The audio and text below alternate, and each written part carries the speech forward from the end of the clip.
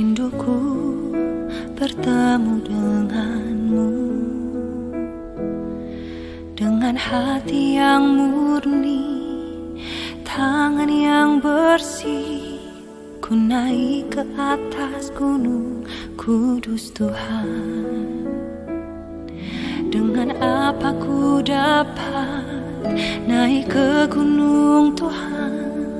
Rinduku bertemu denganmu, dengan hati yang murni, tangan yang bersih.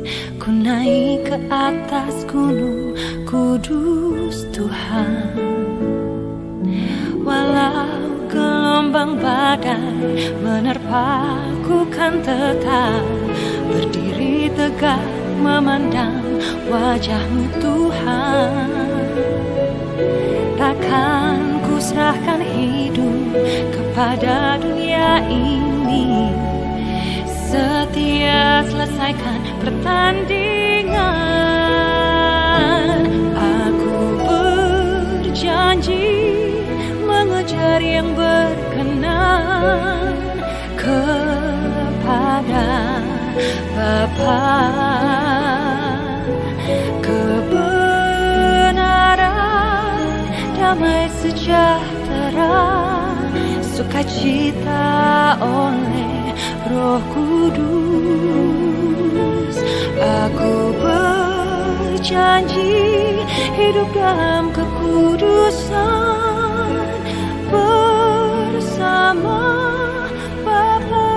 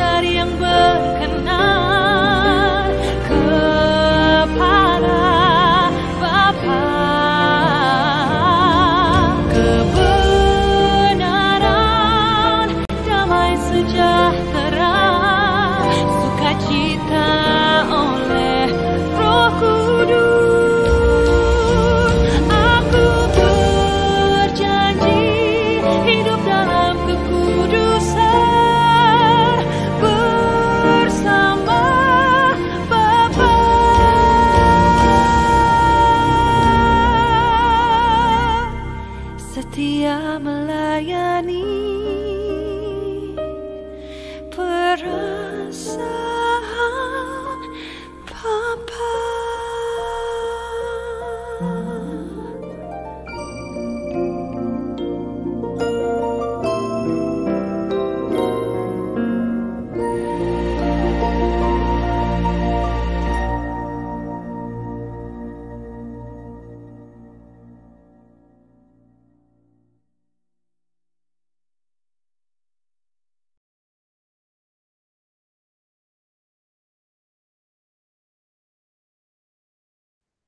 Sebelum kita mendengarkan firman Tuhan, mari kita berdoa terlebih dahulu.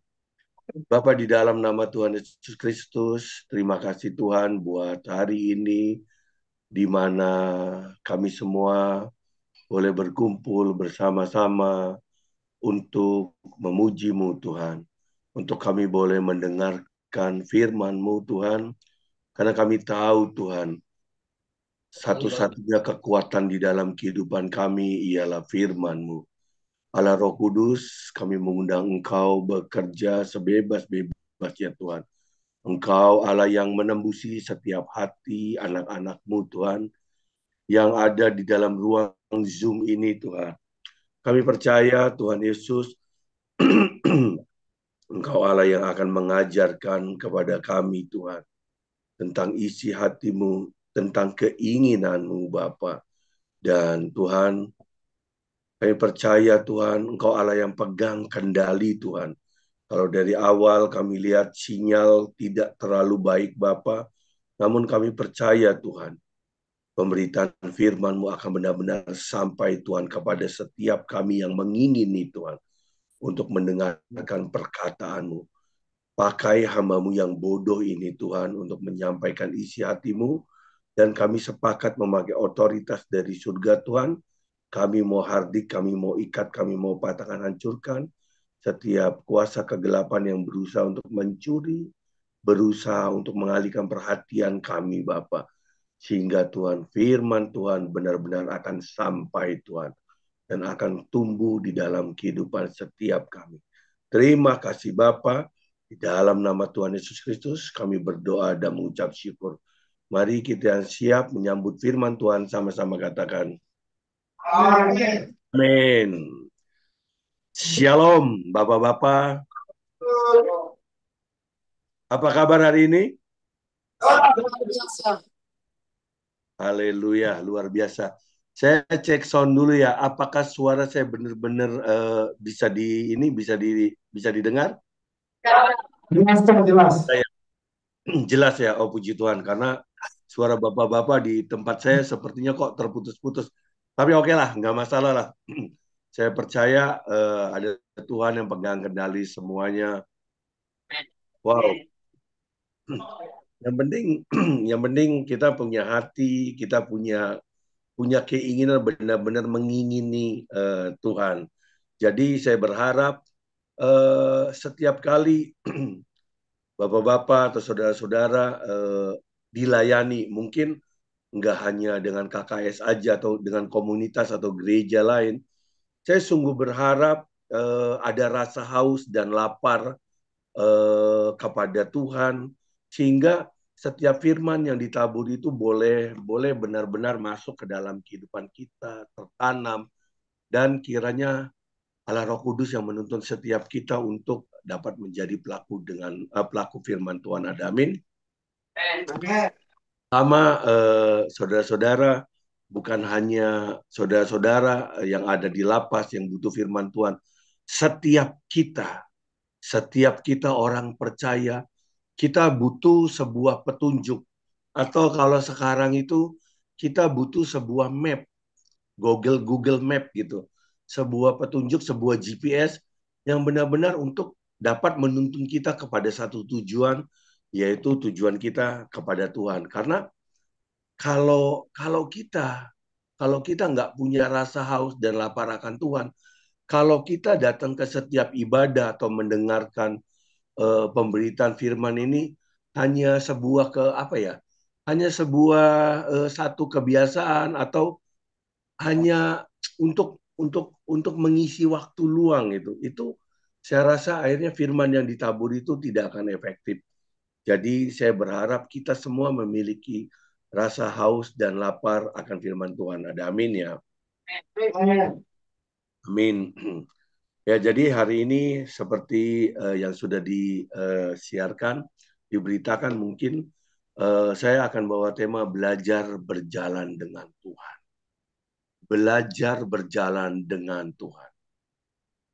Siapa aja sih yang butuh belajar berjalan dengan Tuhan? Dan kira-kira sampai kapan sih kita butuh yang namanya berjalan dengan Tuhan atau butuh belajar berjalan dengan Tuhan? Saya rasa bukan hanya bapak-bapak, bukan hanya saudara-saudara yang ada di dalam, tapi setiap orang yang bernafas, apalagi setiap orang yang mengaku dia percaya kepada Yesus sebagai Tuhan dan Juru Selamatnya, benar-benar harus belajar berjalan dengan Tuhan setiap hari, setiap saat, bahkan boleh dikatakan dalam setiap hembusan nafas kita atau detak jantung kita, kita harus benar-benar belajar berjalan dengan Tuhan. Ada amin? Amin. Jadi sampai kita menutup mata, kita harus belajar berjalan dengan Tuhan. Karena apa? Karena iblis berusaha menjatuhkan iman kita. Karena iblis berusaha menarik kita untuk berjalan di jalan-jalannya. Sama Satu sisi Tuhan berusaha melalui hamba-hambanya, melalui Alkitab yang saudara pegang, berusaha untuk mengajar setiap kita untuk berjalan di jalan-jalan Tuhan. Tapi ada satu sisi, yaitu musuh daripada Tuhan, iblis. Dia berusaha juga menarik setiap kita untuk berjalan di jalan-jalan iblis. Dia akan berusaha mencuri firman, dia akan berusaha membunuh, menghabisi, dia akan berusaha untuk membinasakan kita manusia, apalagi orang-orang yang mengaku percaya pada Yesus Tuhan dan Juru Selamat. Mari kita sama-sama buka di Mazmur 37 ayat 23 sampai 26.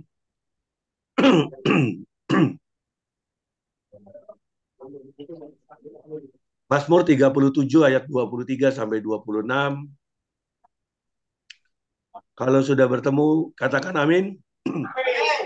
Oke, kalau begitu, mari kita baca sama-sama. 1, 2, 3.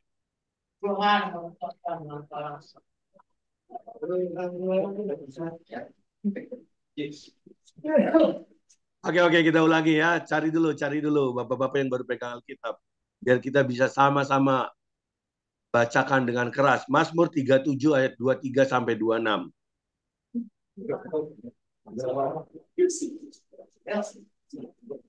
Mazmur 37 ayat 23 sampai 26. Sudah ketemu? Oke, mari kita baca. 1, 2, 3. Tuhan menetapkan langkah-langkah yang hidupnya berbenah kepadanya. Apabila dia jatuh, tidak sampai tergeletak. Sebab dia mengamalkan hatinya. Lalu waktu berkata, sekarang Tuhan kita. Dan itu melakukan Tuhan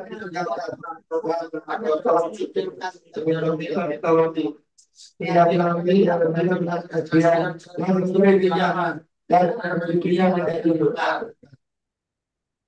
Amin. Jadi dalam ayat ini saya kembali bacakan, Tuhan menetapkan langkah-langkah orang yang hidupnya berkenan kepadanya.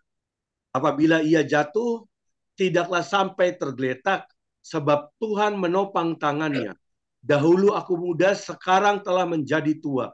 Tetapi tidak pernah kulihat orang benar ditinggalkan, atau anak cucunya meminta-minta roti. Tiap hari ia menaruh belas kasihan dan memberi pinjaman, dan anak cucunya menjadi berkat. Nah, sekarang saya tanya kepada saudara-saudara semua, apakah percaya dengan semua janji dari firman yang tertulis ini? Amin. Benar percaya? Amin ya. Saya berharap kepada setiap kita benar-benar percaya. Kalau dari pembacaan firman ini ada satu kata kunci di mana ada kata berkenan. Jadi ketika orang itu berkenan di mata Tuhan, jadi orang itu akan menerima semua janji-janji Tuhan. Bahkan ketika janji Tuhan berkata, ketika ia jatuh, mungkin ke dalam dosa, mungkin menghadapi pencobaan hidup, kecelakaan atau apapun, tapi dia tidak akan sampai tergeletak. Karena tangan Tuhan selalu menopang. Amin. Nah, bahkan sebuah jaminan yang Tuhan berikan kepada orang yang berkenan, bahwasannya anak cucunya tidak akan pernah meminta-minta. Anak cucunya akan selalu hidup di dalam belas kasihan Tuhan. Bahkan Tuhan berjanji, anak-anak cucunya akan menjadi berkat. Artinya, ketika anak cucu menjadi berkat, artinya secara kehidupan anak cucu itu diberikan sebuah kelimpahan. Jadi saya katakan sangat dahsyat, sangat benar-benar kita harus mengejar sebuah perkenanan yang daripada Tuhan. Nah, apa sih yang dikatakan sebagai orang yang berkenan kepada Tuhan? Kita sama-sama baca di Ibrani 11 ayat 6. Bagaimana orang dikatakan berkenan kepada Tuhan? Coba kita baca di Ibrani 11 ayat 6. Sudah ketemu? Amin? Oh, belum. Oke. Ibrani 11 ayat 6. Oke, mari kita sama-sama baca. 1, 2, 3. Tapi tanpa iman, tidak mungkin orang berkenan kepada Allah. Sebab barang siapa berpaling kepada Allah, jangan percaya bahwa Allah ada. Dan bahwa Allah memberi upah kepada orang yang sungguh-sungguh mencari Dia. Amin.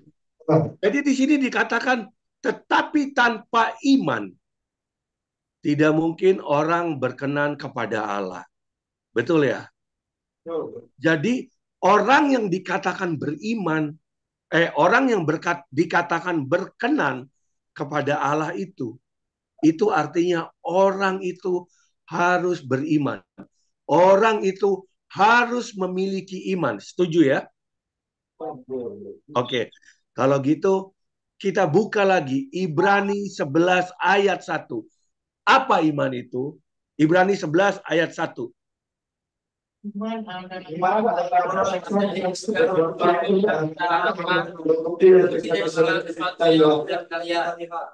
Oke. Amin ya. Jadi menurut Ibrani 11 ayat 1, menurut Alkitab loh, bukan saya ya. Jadi iman adalah dasar dari segala sesuatu yang kita harapkan dan bukti dari segala sesuatu yang tidak kita lihat. Nah sekarang saya mau tanyakan kepada Bapak-Bapak. Nggak usah jawab dia, nggak usah jawab. Apakah benar-benar Bapak-Bapak atau saudara-saudara itu percaya bahwasanya kehidupan kita itu dijamin oleh Tuhan? Percaya nggak? Percaya. Karena di sini loh, ya kan? Iman adalah dasar dari segala sesuatu yang kita harapkan. Kita sebagai manusia itu banyak berharap. Saya katakan banyak berharap. Saya mau kehidupan saya begini, keluarga saya begini, ekonomi saya begini, usaha pekerjaan saya begini dan begitu. Bahkan anak-anak kita tumbuh dengan keadaan yang semuanya baik. Jadi kita banyak berharap tentang hal-hal yang baik. Hal-hal yang baik. Namun iman di sini dikatakan adalah bukti dari segala sesuatu yang tidak kita lihat. Jadi apakah apa yang kita harapkan itu semuanya sudah kita lihat, sudah terjadi? Kan belum. Kan belum. Nah, di situ dibutuhkan yang namanya sebuah keyakinan, sebuah kepercayaan penuh kepada pribadi Tuhan. Untuk kita benar-benar memegang janjinya yang belum kita lihat. Bisa apa enggak? Bisa apa enggak? Makanya saya bilang, dunia selalu menunjukkan sebuah kenyataan yang dapat dicerna oleh logika kita. Yang paling gampang, dunia adalah 1 tambah 1 sama dengan 2. Itu dunia. Tapi ketika kita di dalam Tuhan, Tuhan berkata, Tuhan akan memberikan apa yang tidak pernah kita pikirkan, apa yang tidak pernah kita lihat, bahkan apa yang tidak pernah timbul di dalam hati kita. Itu Tuhan mampu memberikan semuanya. Jadi untuk Tuhan, dalam kamusnya Tuhan, untuk kita diberkati secara ekonomi, kita nggak perlu jadi seorang sarjana, atau kita nggak perlu jadi seorang direktur. Nggak perlu. Alkitab berkata, carilah kerajaan Allah dahulu beserta dengan kebenarannya, maka semuanya akan ditambahkan kepadamu. Jadi di dalam kamusnya Tuhan itu berbeda. Berbeda dengan apa yang dunia tawarkan. Apa yang dunia coba sodorkan. Kalau kita sakit, kita harus butuh dokter yang terbaik, butuh obat yang terhebat. Enggak. Tapi percayalah ketika kita memiliki iman, Tuhan akan tuntun kita bagaimana caranya kita untuk menemukan obat-obat yang mungkin murah, dokter-dokter yang mungkin biasa. Jadi cara-cara Tuhan itu ajaib. Nah, pertanyaan saya, seberapa percaya setiap kita percaya kepada pribadi Allah itu, kepada pribadi Tuhan itu. Untuk itu saya katakan, kita perlu benar-benar berjalan bersama dengan Tuhan. Kenapa? Saudara-saudara, kita butuh berjalan dengan Tuhan. Bahkan sampai akhir hayat kita butuh berjalan dengan Tuhan. Kenapa saya bilang? Sama-sama baca di 2 Timotius 3 ayat 1. 2 Timotius 3 ayat 1.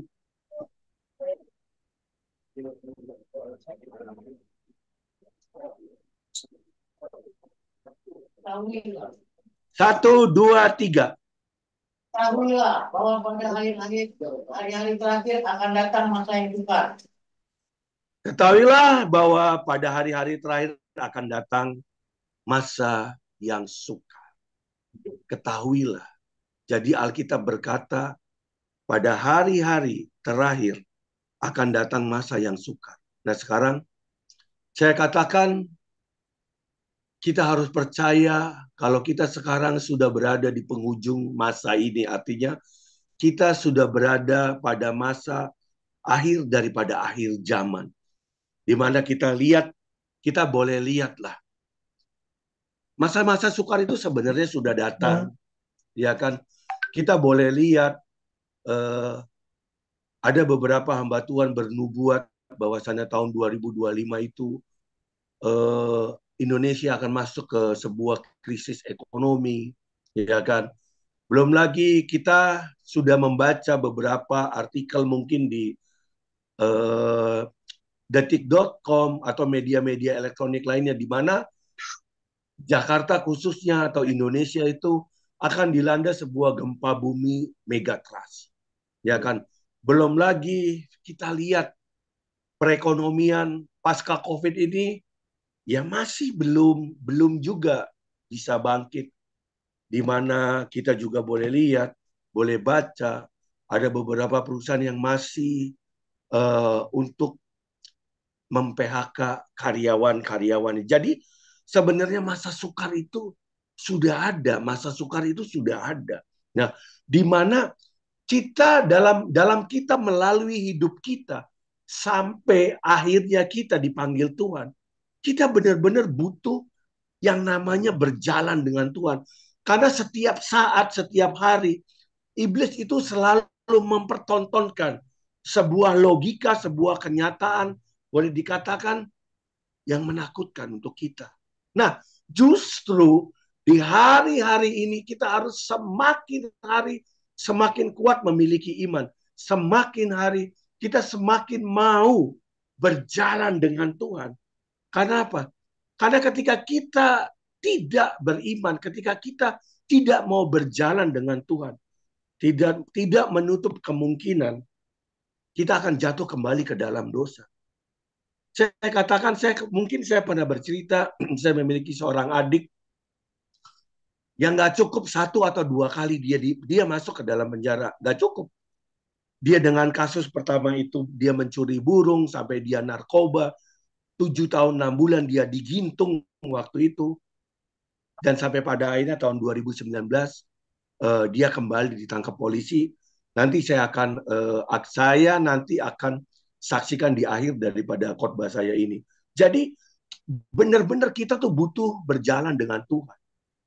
Karena iblis itu begitu masif. Kalau anak-anak Tuhan itu pelayanan itu cuma di gereja, ya kan 1 minggu sekali, bahkan 1 hari pun cuma 2-3 jam. Artinya kita bekerja anak-anak Tuhan itu hanya part-time. Kita baca Alkitab pun paling mau-mau kita. Kita ikut komsel, kita ikut ibadah ini dan itu pun mau-mau kita. Bahkan ada anak-anak Tuhan yang memutuskan ibadahnya daripada saya ke gereja, mendingan saya online aja. Padahal Alkitab juga berkata jangan hindari namanya persekutuan dengan anak-anak Tuhan atau beribadah di rumah Tuhan, jangan hindari. Banyak hal yang banyak hal yang berusaha mencuri fokus kita terhadap Tuhan. Dunia dengan pintar, mungkin ada dengan gadget, dengan teknologi sekarang, dia berusaha mencuri semuanya. Nah, jadi hari ini saya mau bagiin. Kalau kita benar-benar mau berjalan dengan Tuhan, ya kita harus belajar. Belajar yang pertama yang saya mau bagiin yaitu kita harus sepakat dengan Tuhan.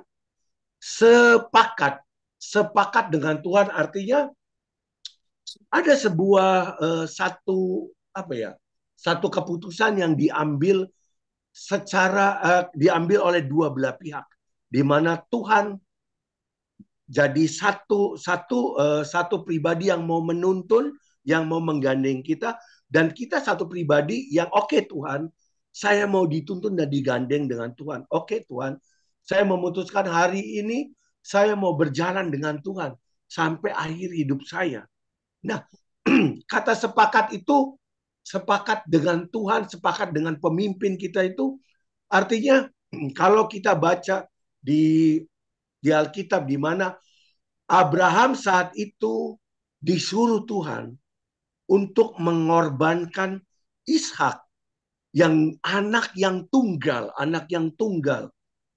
Nah, di mana perjalanan Abraham menuju Gunung Moria, Bukit Moria atau Gunung Moria itu, Abraham dan Ishak itu harus berjalan melalui lembah Bet Honim. Bet Honim di mana lembah Bet Honim itu tempat orang-orang Kanaan, tempat suku Kanaan itu mempersembahkan anak-anak mereka itu kepada dewa Molok. Kepada dewa Molok. Coba kita bayangkan ketika Abraham dan Ishak. Jangan dipikir Ishak itu berjalan dengan Abraham ketika mau dipersembahkan itu. Dia anak yang balita. Atau kebanyakan kita itu mendengar cerita Ishak itu umur 5 tahun. Karena anak umur 5 tahun tidak mungkin bisa berjalan jauh dari Abraham. Abraham itu kalau Ur Kasdim sampai sampai ke Gunung Moria atau Bukit Moria itu tidak mungkin, memakan waktu yang 1 sama 2 hari aja. Itu lebih dari 2 hari. Terus yang kedua, dalam perjalanan mereka harus memanggul yang namanya kayu api atau kayu bakar. Jadi saya katakan tidak mungkin anak balita itu bisa menggendong kayu bakar dan berjalan begitu lama. Nah, di mana sepakat ini mereka memiliki keteguhan hati ketika iblis berusaha mengintimidasi dengan, pasti dong Abraham dan Ishak itu melihat anaknya orang-orang Kanaan atau orang Amori itu, orang Amori itu diangkat dan dia tancapkan di jari-jari dewa Molok, patung-patung Molok itu. Pasti mereka itu mendengar teriakan anak-anak itu minta ampun, menangis. Pasti. Nah, sedangkan posisinya Abraham dan Ishak. Abraham satu sisi dia mengetahui bahwasannya dia harus mengorbankan anak satu-satunya. Pasti di dalam pikiran Abraham apa? Waduh, saya nggak beda jauh dengan orang-orang yang menyembah berhala itu. Saya harus membunuh anak saya. Oke? Sedangkan satu sisi Ishak juga. Dia juga melihat betapa kejamnya bapak orang Kanaan atau orang Edom itu. Atau orang Amori itu. Karena dia melihat anak-anak mereka yang masih kecil, masih balita itu dengan keinginan orang tuanya sendiri mempersembahkan anaknya dan ditancapkan di atas jari-jari dewa Molok itu. Pasti tidaklah mudah pemandangan saat itu untuk Abraham dan Ishak. Nah, itu sepakat. Tapi Abraham dengan keteguhan hatinya, dengan dia memegang kepercayaan kepada Tuhan, dia terus berjalan melewati lembah Bet Honim itu dan terus ke jalan ke gunung, mendaki perbukitan Moria, Bukit Moria atau Gunung Moria itu untuk mempersembahkan Ishak. Sedangkan Ishak kan tidak tahu. Coba bayangkan beban moral. Saya katakan sejahat-jahatnya manusia di dunia tidak akan mengorbankan anaknya secara sadis seperti begitu. Ya kan? Abraham pun pasti sebagai bapak yang normal dia akan bergumul dengan hatinya. Tapi itulah Abraham, makanya Abraham disebut bapak orang beriman. Dia benar-benar begitu percayanya kepada Tuhan. Sepakat dengan Tuhan. Oke Tuhan, apa maunya Tuhan? Jalan sama Tuhan. Wow. Bisakah kita sepakat dengan Tuhan? Meski mungkin permintaan Tuhan itu nggak masuk logika kita. Nggak masuk. Bisa nggak kita sepakat? Kita sama-sama baca di Matius 14 ayat 28 sampai 31. Terus Matius 14 ayat 28 sampai 31.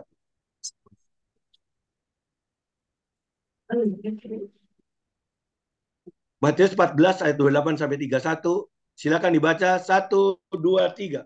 Lalu kami berseru dia, Tuhan apabila kau itu suruhlah aku datang kepada kerajaan di atas air. Kata Yesus sedangkan Allah, maka Petrus turun dari dalam perjalanan dan akan Yesus. Dan mulai tenggelam lalu berteriak, Tuhan tolong aku. Kalau dari ayat ini, coba kita perhatikan. Seorang Petrus. Petrus itu murid Tuhan Yesus loh. Setiap hari dia ketemu dengan Tuhan Yesus. Setiap hari dia ngobrol dengan Tuhan Yesus. Bahkan ketika Tuhan Yesus membuat perkara-perkara ajaib atau mujizat, seorang Petrus itu ada. Ada. Setuju? Ketika Tuhan Yesus membuat mujizat, memberi makan 5.000 orang, 4.000 orang, membangkitkan Lazarus, itu Petrus ada. Petrus ada. Jadi artinya betapa sulitnya membuat hati kita tuh untuk sepakat dengan Tuhan. Sedangkan Petrus yang setiap hari ketemu Tuhan aja. Kalau kita baca ayat ini, dia bisa sepakat cuma beberapa menit kan? Atau beberapa detik aja dia. Apakah itu engkau Tuhan? Jikalau engkau Tuhan, suruh aku berjalan di atas air. Dan saat itu Tuhan bilang, iya ayo jalan. Dan Petrus saya rasa nggak lebih dari 5 langkah saya rasa. Dia udah mulai merasakan angin. Dan akhirnya dia bimbang. Dan ketika dia bimbang, artinya apa? Iman dia udah mulai rubuh, mulai koyak. Iman dia udah mulai luntur. Akhirnya dia tenggelam. Dan Yesus selalu menolong. Nah, kalau kita implementasikan dalam kehidupan kita, terkadang ketika Tuhan jamah hati kita, ketika kita baru dengar yang namanya firman Tuhan, pasti saya percaya karena ada Roh Kudus di hati kita, kerap kali kita mengambil keputusan, oke Tuhan, saya sepakat dengan Tuhan. Saya percaya dengan Tuhan. Apapun yang saya hadapi, pokoknya saya percaya ada Tuhan bersama dengan saya. Makanya saya katakan dari awal, kenapa kita harus belajar berjalan dengan Tuhan sampai selama-lamanya atau sampai kita mati dari dunia ini, pergi dari dunia ini. Karena apa? Karena iblis akan terus menggoda kita, mengganggu kita. Dengan sebuah kenyataan, nggak mungkin anak kamu bisa sekolah di sekolah yang dia mau, sekolah yang dia inginkan. Karena perekonomian keluarga itu sulit. Atau penghasilan kurang. Nggak mungkin kamu bisa sembuh dari kanker karena udah stadium 4. Tapi percayalah, kalau kita mau berjalan dengan Tuhan, Dia Allah yang sanggup merekayasa kehidupan kita menjadi sebuah kebaikan untuk kita. Ada amin? Amin. Untuk itu kita harus benar-benar berjalan dengan Tuhan. Jangan ada bimbang sedikit pun. Ketika kebimbangan itu datang, ketika godaan itu datang kembali ke kita, kita cukup, Tuhan tolong saya. Tuhan pegangi hati saya, kendalikan pikiran saya, agar kami terus percaya. Gampang nggak? Saya katakan nggak gampang. Tapi itu yang harus kita lakukan sebagai orang beriman. Ada amin? Nah, yang kedua yang saya bagikan, kalau kita mau belajar berjalan dengan Tuhan, yang kedua itu kita harus selalu mengucap syukur. Mengucap syukur. Kita harus percaya dalam situasi dan kondisi apapun, itu baik untuk kita. Itu baik untuk kita. Ada amin? Karena kita sebagai anak-anak Tuhan, seringkali kita hanya datang kepada Tuhan itu sebagai pengemis. ke Tuhan. Tuhan tolong saya, usaha dan pekerjaan saya, Tuhan tolongi saya, Tuhan tolongi anak saya, Tuhan tolongi sakit penyakit ini biar lepas ini dan itu. Bahkan ketika pertolongan Tuhan itu nggak datang, hati kita udah mulai culas. Hati kita sudah mulai meragukan Tuhan. Tuhan, masa Tuhan nggak tolong, saya butuh uang, Tuhan. Seberapa banyak hati kita begitu gampang seperti Petrus diombang-ambingkan oleh angin kehidupan ini. Bahkan dalam mulut, dari lidah bibir yang sama ini, kita bisa berkata, kami percaya, dan sekali lagi kita keluarkan, kami bimbang Tuhan. Tuhan nggak ada ini dan itu. Kita cuma bisa memposisikan diri kita minta ke Tuhan. Padahal kalau kita berkaca kepada diri kita, seberapa banyak yang sudah kita lakukan untuk Tuhan? Apakah Tuhan cuma dianggap sama kita untuk sebagai pemuas keinginan kita? Tuhan menciptakan kita. Dia menjamin segala sesuatunya. Asalkan kita berada di jalan-jalan Tuhan. Saya katakan saudara-saudara, firman ini bukan hanya untuk saudara-saudara, tapi sekaligus untuk saya. Karena saya katakan selama jadi manusia, kita masih bisa jatuh ke dalam dosa. Siapa yang sudah kebal sama dosa? Tidak ada. Bahkan hamba Tuhan yang hebat, hamba Tuhan yang mungkin memiliki jemaat ribuan, bahkan ratusan ribu, tetap mereka manusia yang terdiri dari darah dan daging. Dan balik lagi, manusia itu memiliki daging yang sangat lemah. Jadi setiap manusia itu bisa jatuh ke dalam dosa. Untuk itu kita butuh Tuhan. Kita baca di Ibrani 12 ayat 6 sampai 7. Ibrani 12 ayat 6 sampai 7. Ayat 6 sampai 7. Ibrani 12 ayat 6 sampai 7. Silakan dibaca 1, 2, 3. Karena Tuhan menghargai.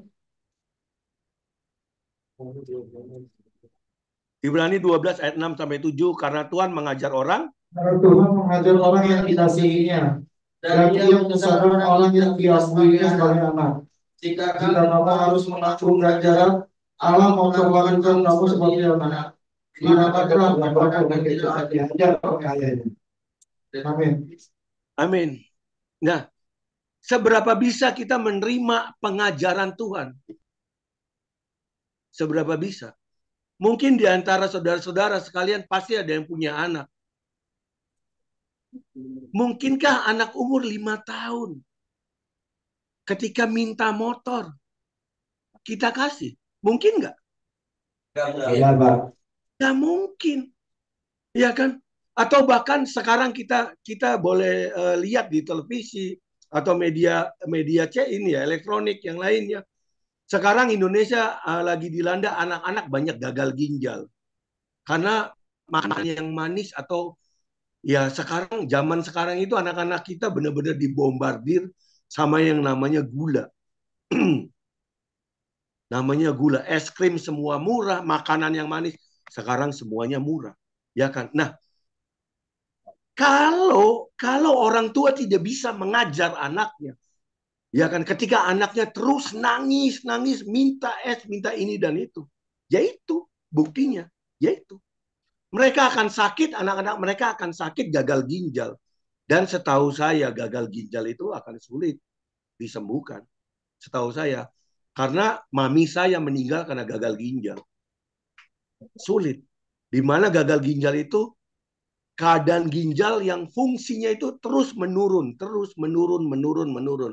Sampai tidak berfungsi. Setahu saya pun paling bisa kita diobati dengan transplantasi ginjal.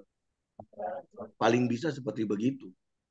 Itu pun butuh 25 tahun dalam kecocokannya. Jadi kalau lewat dari kalau kurang dari 25 tahun ya berarti harus ganti ginjal yang baru. Nah itu, seberapa kita bisa bersyukur? Bisa nggak kita bersyukur? Bisa, gampang. Kalau lagi cuan kita banyak, betul nggak? Kalau keadaan baik-baik, keadaan rumah tangga kita baik-baik, itu gampang banget kita bersyukur. Gampang. Tapi yang Tuhan mau, bisa nggak kita tuh bersyukur? Ketika kita menerima sebuah pengajaran, ketika kita menerima sebuah pukulan dari Tuhan, bisa nggak? Tidak ada orang tua yang berharap anaknya itu menjadi anak-anak yang salah jalan. Tidak ada. Setiap orang tua pasti punya harapan anaknya menjadi dokter, menjadi apapun. Semua yang berharga. Saya percaya itu. Amin. Sama. Sama Tuhan pun. Tuhan mau anak-anaknya itu nantinya dia bisa layak di hadapan Tuhan. Karena apa? Karena kehidupan yang kita jalanin ini hanya sementara. Karena nantinya akan ada kehidupan bersama-sama dengan Tuhan Yesus yang kekal. Siapa yang percaya ada surga dan ada neraka? Maksudnya kalau nggak percaya surga dan neraka ya percuma dengerin firman. Betul nggak? Iya. Hari ini kita sama-sama dengar firman Tuhan. Hari ini kita sama-sama ibadah. Karena kita percaya ada kehidupan lain selain kehidupan kita di dunia ini. Ada amin. Nah, jadi seberapa bisa kita benar-benar mengucapkan syukur dalam situasi dan kondisi yang mungkin nggak enak menurut daging kita. Mungkin kita lagi sakit, mungkin ekonomi kita lagi terpuruk, mungkin usaha kita terganggu, mungkin rumah tangga kita terganggu. Atau saya katakan bapak-bapak ada di dalam segala keterbatasan. Bisa nggak mengucap syukur kepada Tuhan? Bisa. Nah, yang ketiga, saya katakan orang yang mau berjalan dengan Tuhan itu harus on position. Harus selalu siap sedia. Harus selalu siap sedia. Bukannya manusia tuh nggak boleh jatuh ke dalam dosa. Ya, yang namanya manusia saya katakan, itu gudangnya dosa. Yang namanya manusia itu dagingnya lemah. Dan setiap orang itu akan dicobai menurut kelemahannya masing-masing. Kalau orang yang kuat di masalah narkoba, mungkin dia akan dicobai masalah wanita. Atau kebalikannya. Mungkin dia bisa setia dengan pasangannya, tapi dia nggak bisa sama narkoba. Dia dicobainnya sama narkoba. Atau hal yang lain. Bisa jadi dengan kemarahan, bisa jadi dengan apapun. Ada, saya katakan, iblis akan berusaha menjatuhkan manusia ke dalam dosa. Jadi anak-anak Tuhan kita harus benar-benar on position. Harus kita benar-benar siap. Dan lagi, saya katakan kenapa kita harus selalu siap? Siapa yang tahu? Kita pulang ke rumah Bapak itu hari apa, tanggal berapa, atau kapan? Ada yang tahu? Kapan kita bakal mati? Nggak ada yang tahu kan? Nggak ada yang tahu. Kapan kita bakal mati? Bapak-bapak saya saksikan nih. Saya punya teman mungkin 3 minggu yang lalu. Beliau meninggal. Karena apa Bapak-bapak? Karena keselak makan sate. Tuh kan? Ya. Kadang kan remeh banget kan. Tapi ya mungkin itu jalan yang ditetapkan oleh Tuhan untuk pulang ke rumah Bapak. Ya karena keselak makan sate. Ya. Mungkin kita berpikir, oh, masa sih Pak dengan makan sate ya kan bisa pulang, ya keselak. Ya benar. Jadi ketika di ronsen sama rumah sakit itu ada makanan itu di dalam apa? Di dalam saluran paru-paru dia, di dalam trakea dia. Bukan di kerongkongan. Jadi salah masuk, salah pintu. Salah pintu. Tapi ya itulah kenyataan. Ya kan? Jadi artinya kita nggak ngerti kapanpun dengan jalan apapun Tuhan mau panggil kita. Untuk itu anak-anak Tuhan itu harus benar-benar on position. Benar-benar on position. Ada amin? Baca di 1 Korintus 15 ayat 58. 15 ayat 8. 1 Korintus 15 ayat 8.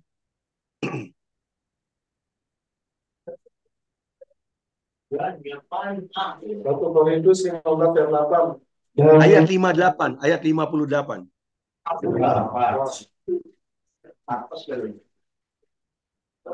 Karena itu, saudara-saudaraku yang kekasih, berdirilah teguh jangan goyah, dan di atas selalu dalam pekerjaan Tuhan. Sebab kamu tahu bahwa dalam persekutuan dengan Tuhan, jeripayamu tidak akan sia-sia. Amin. Nah, Rasul Paulus mengajarkan untuk kita tetap berdiri teguh dan jangan goyah. Artinya kita harus benar-benar on position. Dan giatlah selalu dalam pekerjaan Tuhan. Ayo, setiap kita mungkin punya pelayanan masing-masing. Ya, nggak semuanya orang bisa khotbah, nggak semuanya orang bisa menyanyi. Saya mungkin dikasih Tuhan talenta bisa khotbah, tapi kalau saya nyanyi, semua orang pasti tutup telinga kan? Kalau kata istri saya lebih baik, kamu bisa menyanyi baik, tapi lebih baik nggak menyanyi. Nah, itu kan. Makanya setiap orang beda-beda ya kan. Ada yang bisa berdoa syafaat ini dan itu. Setiap orang. Tapi seberapa kita bisa menghargai setiap talenta, setiap benih yang ada di dalam diri kita. Semuanya kita dapat lakukan untuk hormat dan kemuliaan nama Tuhan. Karena apa? Karena sekecil apapun jeripaya kita bekerja di ladangnya Tuhan. Mungkin ada nyapu, mungkin ngebersihin kursi. Tapi percayalah bahwa dalam persekutuan dengan Tuhan jeripaya kita tidak akan pernah sia-sia. Ada amin? Jadi hari ini sebelum saya tutup dengan kesaksian saya, jadi saya sudah bagikan ya. Bagaimana kita mau berjalan dengan Tuhan, belajar berjalan dengan Tuhan, artinya apa? Kita harus benar-benar sepakat dengan Tuhan. Sepakat. Yang kedua, kita harus selalu mengucap syukur. Yang ketiga, kita harus selalu on position. Jadi saya tutup khotbah saya dengan sebuah kesaksian. Mungkin saya pernah saksikan ke Lapas Cirebon ini, karena kan adik saya juga ya pernah ada 2 kali bahkan. Jadi singkat cerita dia 6 bulan dia di Indramayu, dia ketangkep masalah kasus pencurian burung. Yang kedua dia narkoba dengan vonis 7 tahun 6 bulan. Nah yang ketiga tahun 2019 sebelum COVID itu saya ingat itu di mana sorenya saya ngadain ulang tahun untuk bapak saya yang ke-70 waktu itu ke-70. Nah paginya itu rumah saya di Cangkol di Cirebon itu digerebek sama polisi buser dengan laras panjang, di mana adik saya ditangkap saat itu. Singkat cerita 2 atau 3 hari adik saya katanya sempat lari dan dia sembunyi di dalam gereja di mana tempat papi saya itu berjemaat. Artinya dia bilang dia minta dijemput sama adik ipar saya, terus mau pergi keluar kota. Saya bilang tidak bisa, saya bilang. Karena yang saya tangkap itu adik saya mau tukar kepala nih. Ya kan, ikut program tukar kepala lah, saya bilang. Saya sampai bilang ke adik saya, kamu keterlaluan. Nggak ada yang namanya macan aja makan saudara, nggak ada, saya bilang. Intinya saya marah dan singkat cerita, akhirnya kami menyediakan Grab aja untuk dia lari gitu loh. Untuk dia lari lah. Nah, akhirnya dia menghilang dari peredaran. Saya juga nggak ngerti. 3 tahun kemudian yang saya dengar itu dia ada di Bandung. Dia ada di Bandung dengan kehidupan yang normal. Normal, saya bilang. Saya boleh lihat adik saya itu udah bertobat lah. Udah tobat, udah punya penghasilan ini dan itu. Dan ini saya katakan. Kenapa kita harus berjalan dengan Tuhan? Kenapa? Karena iblis akan selalu merongrong. Ya itulah adik saya. Jadi dia itu 3 tahun jualan roti murah, roti 2.000 itu, roti anget itulah kalau kami tahu itu. Nah, singkat cerita, di motor yang dia cicil baru lunas bayangkan. Baru lunas itu hilang, dicuri orang. Kalau saya sih simpel ya bercerita. Saya simpel bercerita. Loh, dulu-dulu juga lu suka nyolong motor orang. Saya bilang, wajar dong. Ini kan hukum tabur tuai. Wajar. Biar lu bisa merasakan rasanya sakitnya orang-orang yang dicolong sama kamu. Saya cuma bilang begitu. Itu saya bilang, itu kamu harus bersyukur. Karena Tuhan izinkan seperti begitu. Tapi respon dia apa? Wah, Tuhan nggak kasih saya untuk bertobat begini dan begitu. Saya bilang salah, cara pandang kamu harus berubah. Oke, singkat cerita, saya mulai tuh melihat, wah, drama Korea lagi. Wah, di sini ada adik saya lagi. Yang satunya nih, ikut Zoom ini. Sinta Aseng itu kan. Nah, dia tahu, dia saksi hidup. Karena kami kakak beradik kandung. Di mana adik saya itu dari kehidupannya memang dia spesial gitu. Harta orang tua, lemari dibongkar, surat rumah di gade ini dan itu. Tapi jujurlah Bapak, saya perkatakan saya jujur, saya begitu mengasihi keluarga saya. Saya begitu mengasihi adik saya sekalipun dia seperti begitu. Bahkan drama yang dia bikin itu, dia nipu sana sini. Kalau ke keluarga itu saya tutup utangnya kok. Saya tutup kok ke keluarga. Bahkan tapi ada satu tuh dia ketika dia ngambil motor itu, motor sepupu kami, ya kan. Nah itu saya jujur saya nggak ganti gitu kan. Jadi drama itu, dan sampai saya dengar itu karena ada teman saya yang konselingin dia itu, Ji, adik kamu itu kena narkoba lagi. Wah, saya bilang narkoba lagi, dia terjun lagi di narkoba ini dan itu. Bapak-bapak, saya katakan ketika dia usaha roti itu, saya bilang ke dia loh, saya mau lihat dong 6 bulan. 6 bulan aja. Kamu bener nih, dari dia tuh hilang motor itu. Saya bilang ke dia, 6 bulan saya lihat, 6 bulan. Kalau kamu bener-bener masih on position, jualannya bener, saya bilang, ayo kita sama-sama berpikir bagaimana caranya bikin usaha kecil. Saya bilang begitu. Nah, singkat cerita roti dia tinggalin ketika dia di narkoba, akhirnya dia katanya dagang bakso Malang. Bakso Malang. Saya dengar mulai membaik itu beberapa bulan itu mulai membaik. Perekonomian dia mulai membaik. Dan saya pun bilang ke dia, ayo kamu bertahan 6 bulan, kamu belajar dari cara produksi, ya kan, bagaimana produksi bakso Malang itu.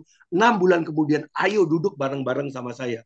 Saya bilang, kita gandakan gerobaknya. Saya bilang begitu, 6 bulan. Tapi ternyata di bulan ketiga jatuh lagi dia. Wah, jatuh lagi dia terus, jatuh lagi sampai terakhir itu tahun 2024 tahun ini, di Februari dia telepon saya.